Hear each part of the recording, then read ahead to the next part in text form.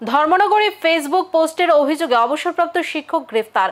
কাশ্মীরের পেহেলগাঁওয়ে জঙ্গি হামলার পর দেশজুড়ে উত্তেজনার মধ্যে ধর্মনগরে ভারত বিরোধী ও স্বরাষ্ট্রমন্ত্রী অমিত শাহকে নিয়ে অশালীন মন্তব্যের অভিযোগে সজল চক্রবর্তী নামে এক অবসরপ্রাপ্ত শিক্ষককে গ্রেফতার করেছে পুলিশ।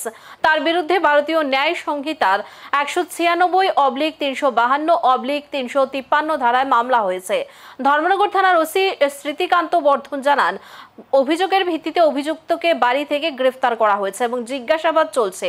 সজল চক্রবর্তী জানান, ফেসবুক পোস্ট ঘিরেই তাকে গ্রেফতার করা হয়েছে। অন্যদিকে বিশ্বজিৎ বিশ্বাস নামে আরও এক যুবকের বিরুদ্ধেও ভারত বিরোধী পোস্টের অভিযোগ রয়েছে। ত্রিপুরা পুলিশ সামাজিক মাধ্যমে উস্কানিমূলক পোস্ট থেকে বিরত থাকার নির্দেশ দিয়েছে। আমাদের কাছে সন্ধ্যায় দিকে একটা এফআইআর আছে, সজল চক্রবর্তী নামে একজন জেলরোডে বাড়ি, তার বিরুদ্ধে একটা এফআইআর আছে। সে ফেসবুকে কিছু অশালীন বক্তব্য বা বিতর্কিত কিছু লেখালেখি করছে। এখানে যে পেহেলগাম যে ইনসিডেন্ট এটার উপরে ভিত্তি করে তো আমরা যেহেতু এফআইআর হয়েছে এবং এফআইআরে আমরা ইনভেস্টিগেশন চলছে এবং আমরা জিজ্ঞাসাবাদ নিয়ে আসছি এবং জিজ্ঞাসাবাদ চলছে, লোকাল অ্যাক্টিভিটি চলছে, এখানে লোকাল কারবাই চলছে।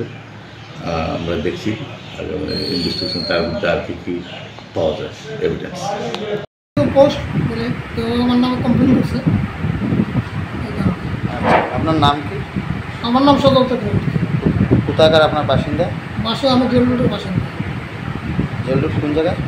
সোবটের লোকেশন। ওয়ার্ড নম্বর কত? 70। আপনি কি করেন? আমি রিটায়ার্ড হেডমাস্টার। আপনার কত বয়স? 64 বছর।